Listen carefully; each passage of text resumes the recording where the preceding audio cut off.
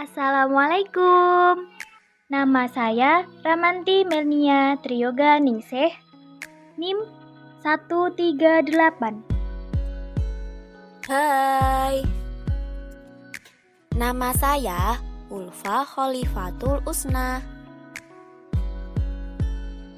NIM 124011831448. Halo, nama saya Mega Argalinanda, NIM 12401183162. Kami dari kelompok 9. Di video ini akan membahas mengenai peran OJK dalam pengawasan kinerja bank syariah. Di video ini kami akan membahas 4 subbab materi. Materi yang pertama yaitu pengertian OJK. Materi yang kedua yaitu pembinaan OJK terhadap bank syariah. Materi yang ketiga yaitu pengawasan OJK terhadap bank syariah. Dan materi yang terakhir yaitu pendekatan pengawasan OJK.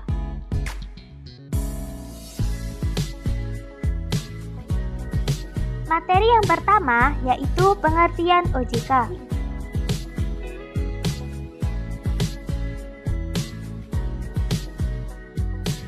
Apa sih OJK itu?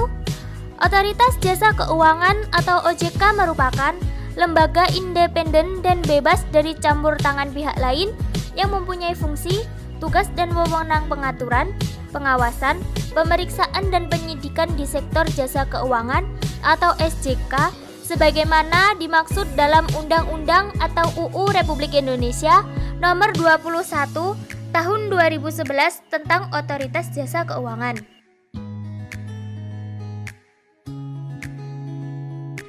Visi dari OJK yaitu menjadi lembaga pengawas industri jasa keuangan yang terpercaya, melindungi kepentingan konsumen dan masyarakat, dan mampu mewujudkan industri jasa keuangan menjadi pilar perekonomian nasional yang berdaya saing global serta dapat memajukan kesejahteraan umum. Sedangkan misi dari OJK yaitu yang pertama, mewujudkan terselenggaranya seluruh kegiatan di dalam sektor jasa keuangan secara teratur, adil, transparan, dan akuntabel. Yang kedua, mewujudkan sistem keuangan yang tumbuh secara berkelanjutan dan stabil.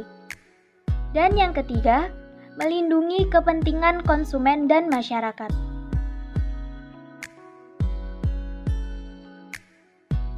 Selanjutnya yaitu fungsi OJK. OJK berfungsi menyelenggarakan sistem pengaturan dan pengawasan yang terintegrasi terhadap keseluruhan kegiatan di dalam SJK. Ada 3 tujuan di dalam OJK. Tujuan yang pertama yaitu terselenggara secara teratur, adil, transparan, dan akuntabel. Tugas yang kedua, kegiatan jasa keuangan di sektor pasar modal. Dan yang ketiga, mampu melindungi kepentingan konsumen dan masyarakat. Tugas dari OJK ada 3. Tugas yang pertama yaitu kegiatan jasa keuangan di sektor perbankan. Tugas yang kedua, kegiatan jasa keuangan di sektor pasar modal. Dan tugas yang ketiga yaitu kegiatan jasa keuangan di sektor perasuransian, dana pensiun, lembaga pembiayaan, dan lembaga jasa keuangan atau LJK lainnya.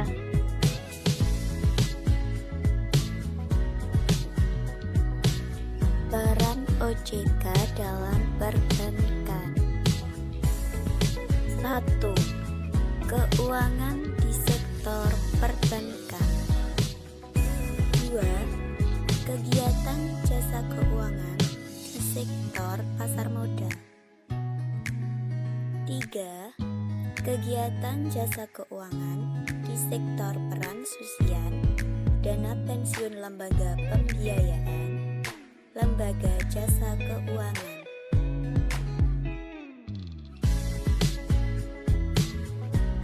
Nilai-nilai strategis OJK.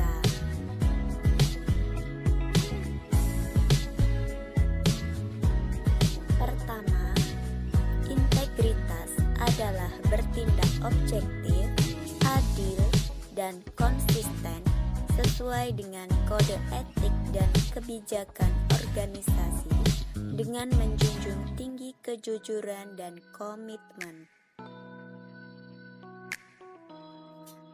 Kedua, profesionalisme adalah bekerja dengan penuh tanggung jawab berdasarkan kompetensi yang tinggi untuk mencapai kinerja terbaik.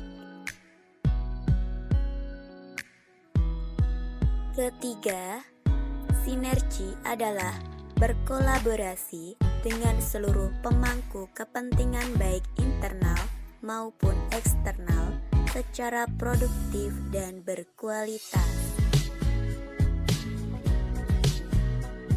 Keempat, inklusif adalah terbuka dan menerima keberagaman pemangku kepentingan serta memperluas kesempatan dan akses masyarakat terhadap industri keuangan. Kelima, visioner adalah memiliki wawasan yang luas dan mampu melihat ke depan serta dapat berpikir di luar kebiasaan.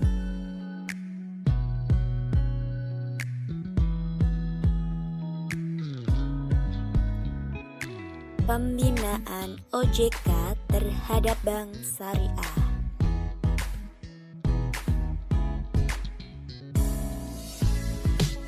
Pembinaan dan pengawasan bank syariah.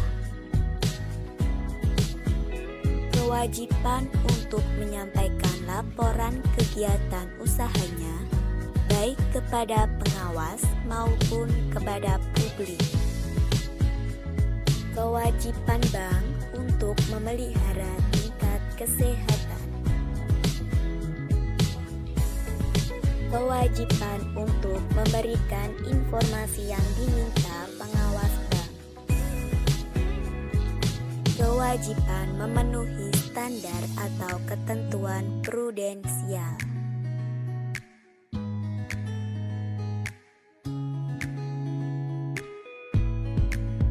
Materi selanjutnya mengenai pengawasan OJK terhadap bank syariah.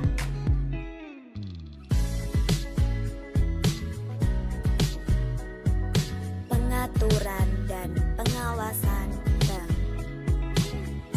OJK memberikan dan mencabut izin atas kelembagaan dan kegiatan usaha tertentu bank, menetapkan peraturan, melaksanakan pengawasan bank, serta mengenakan sanksi terhadap bank.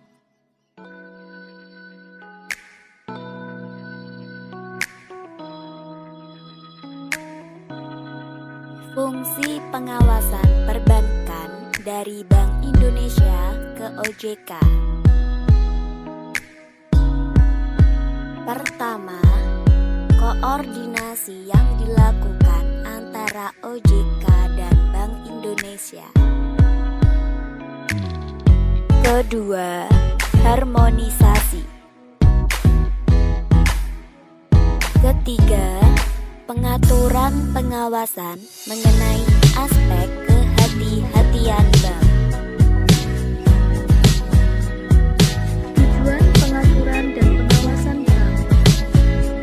Pengaturan dan pengawasan bank diarahkan untuk mengoptimalkan fungsi perbankan Indonesia agar tercipta sistem perbankan yang sehat secara menyeluruh maupun individual dan diharapkan mampu memelihara kepentingan masyarakat dengan baik, berkembang secara wajar, dan bermanfaat bagi perekonomian nasional.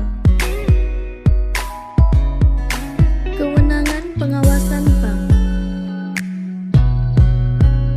Yang pertama, kewenangan memberikan izin atau right to license, yang maksudnya kewenangan untuk menetapkan tata cara perizinan dan pendirian suatu bank.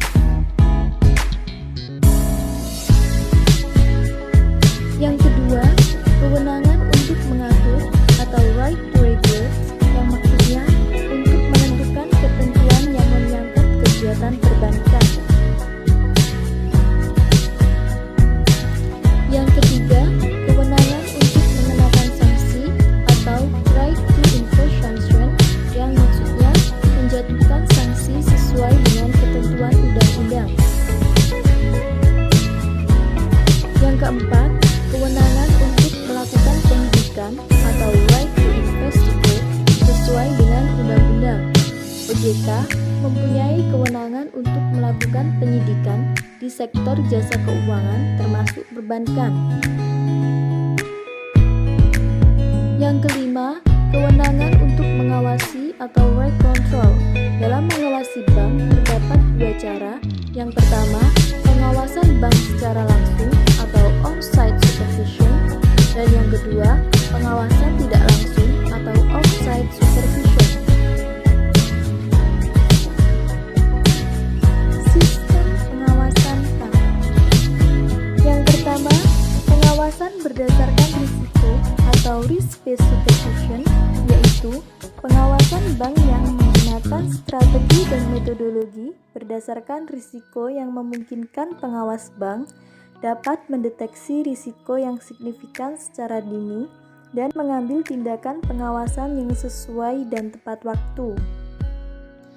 Yang kedua, pengawasan berdasarkan kepatuhan atau complaint-based supervision, yaitu pemantauan kepatuhan bank terhadap ketentuan-ketentuan yang terkait dengan operasi dan pengelolaan bank di masa lalu dengan tujuan untuk memastikan bahwa bank telah beroperasi dan dikelola secara baik dan benar menurut prinsip-prinsip kehati-hatian.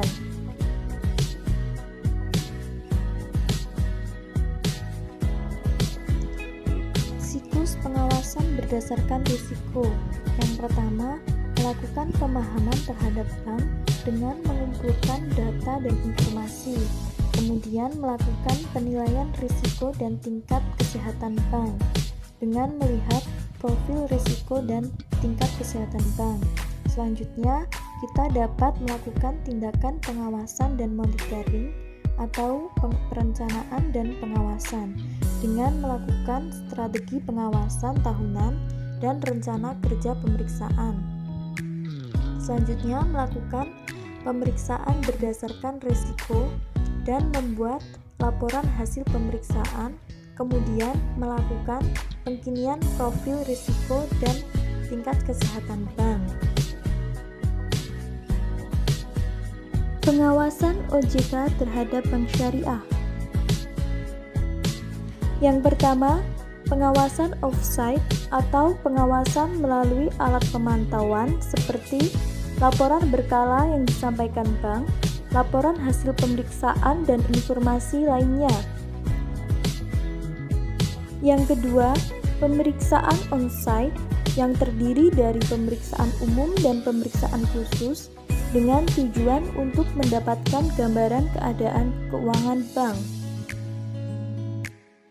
Yang ketiga, mengenakan sanksi. OJK dapat mengenakan sanksi terhadap bank syariah ketika bank tersebut tidak memenuhi ketentuan. Yang keempat, melakukan penyidikan kepada bank syariah.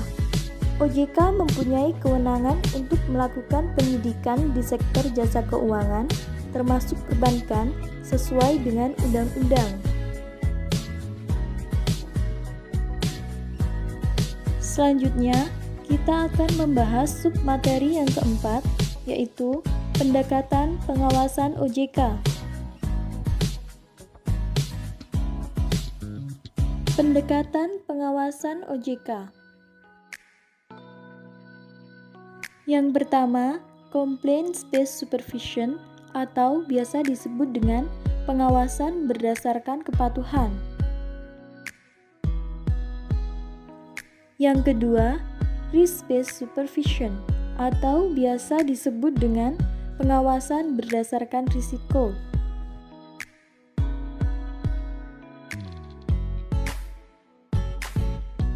Itulah penjelasan dari kelompok 9. Terima kasih dan wassalamualaikum warahmatullahi wabarakatuh.